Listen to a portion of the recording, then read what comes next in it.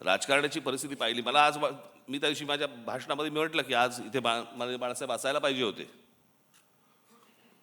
पण आज महाराष्ट्राची आणि देशाची जी राजकीय परिस्थिती निर्माण झालेली आहे, म्हणजे गुलामांचा बाजार,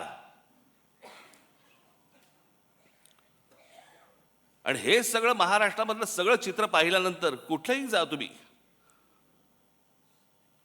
हे सगळं चित्र पाहिल्यानंतर आज मला असं वाटतंय बाळासाहेब नाही आहेत ते बरं आहे.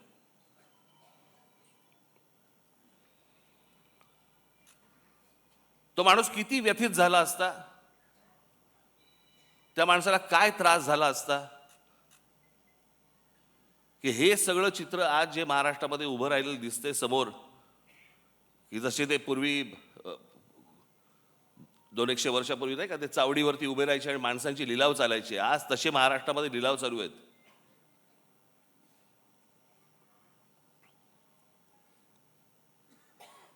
आज अनेक ठिकाणी तुमच्या बाहेरच्या सगळ्या जिल्ह्यांमध्ये, कल्याण डोंबिवली असेल, इतर ठिकाणी माझं उद्धव ठाकरे आणि माझं संजय राऊतांची बोलणं झालं.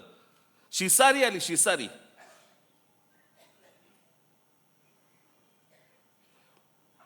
ज्याला व्यथित व्हायला म्हणतो ना आपण, की काय चालू आहे, कुठे नेतोय आपण.